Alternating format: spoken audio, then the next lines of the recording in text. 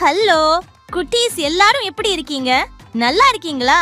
இன்னைக்கு நாம வீடியோவுல இருப்பதை விட்டு விட்டு பறப்பதற்கு ஆசைப்படாதே என்பத ஒரு சிறு கதை மூலம் பாப்போம். சரி, வாங்க வீடியோக்குள்ள போலாம்.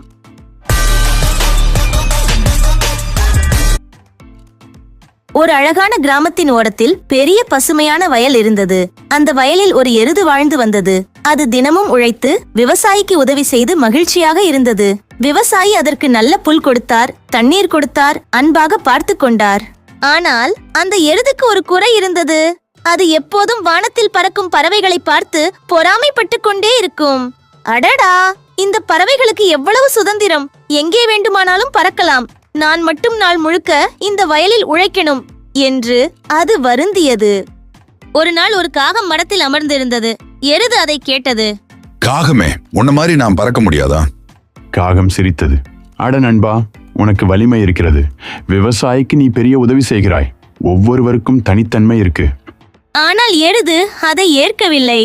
இல்ல, நான் கண்டிப்பாக பறக்கணும் என்று பிடிவாதம் பிடித்தது. அடுத்த நாள் அது ஒரு பெரிய மலை மேல் ஏறி சென்றது. இங்கிருந்து குதிச்சா நானும் பறக்கலாம் என்று நினைத்தது. அங்கே இருந்த ஆடு சொன்னது, எருதே, இது ஆபத்து. உனக்கு பறக்க இறக்கைகள் கிடையாது. ஆனால் எருது யாருடைய பேச்சையும் கேட்கவில்லை. அது வேகமாக ஓடி மலையிலிருந்து குதித்தது. ஒரு கணம் அது காற்றில் இருந்தது. ஆனால் அடுத்த நொடியில் தடாங்! எருது கீழே விழுந்தது. அதன் காலில் பெரிய காயம் ஏற்பட்டது. நடக்கவே முடியாமல் போய்விட்டது. அதை பார்த்த விவசாயி ஓடி வந்து அன்பாக மருந்து போட்டார். சில நாட்கள் கழித்து எருது மெதுவாக குணமடைந்தது. அப்போது அது மனதில் நினைத்தது, எனக்கு இருந்த வாழ்க்கையே நல்ல வாழ்க்கை. எனக்கான திறமை வேறு. மற்றவர்கள் போல ஆக முயற்சித்ததால் தான் இந்த துன்பம் வந்தது. அந்த நாளிலிருந்து எருது தனது வேலையை மகிழ்ச்சியுடன் செய்ய தொடங்கியது. இருப்பதை மதிக்காமல் பிறரை போல ஆக ஆசைப்பட்டால் துன்பம் வரும். ஒவ்வொருவருக்கும் தனித்தன்மையும் திறமையும் வேறுபடும்.